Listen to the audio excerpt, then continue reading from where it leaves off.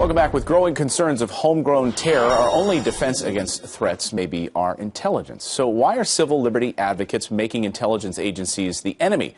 Let's ask Islamic terrorism expert Douglas Murray. Douglas, nice to see you this morning. Welcome to the show. Good to be with you. So why are, to your point, civil liberties advocates chipping away at the tools designed to try to prevent these attacks? Is it some sort of freedom of expression? They're okay opening the doors and allowing this information to be out there. What is your take on this? Well, look, I mean, civil liberties organizations have a very important place in our societies. I would just submit that, like a lot of people in recent years, a lot of civil liberties organizations have not really identified the real enemy that they and we all face. And as a result, there's a certain sort of tendency in America and indeed in Britain and elsewhere to regard the enemy almost as being the government, as being our governments, to see the NSA or the FBI or CIA in America as the enemy, to see MI5, MI6 in the UK as the enemy.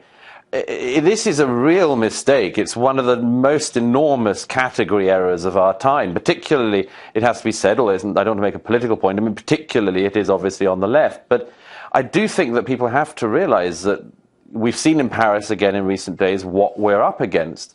The head of MI5 here in Britain gave a speech just last week where he made reference to some of this and the importance of intercept evidence.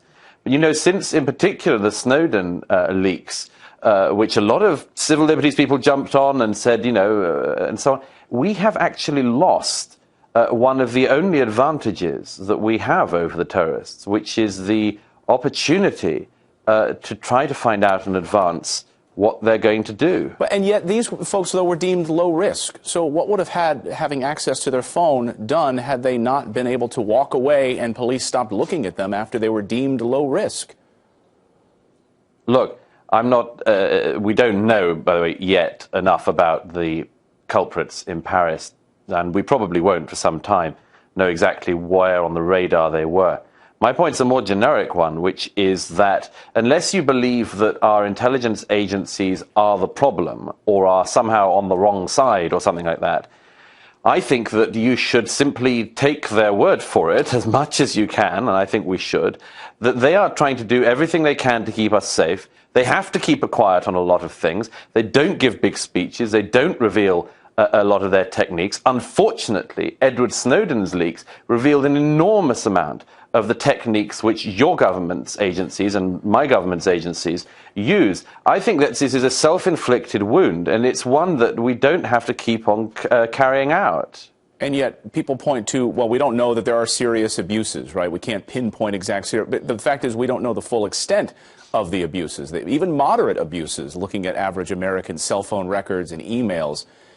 I don't know, doesn't wash with many Americans. Well, look, the thing is this, is that unless you honestly believe that, say, GCHQ in the UK has a great interest in reading through your phone records, I don't know what the problem is that people have with this.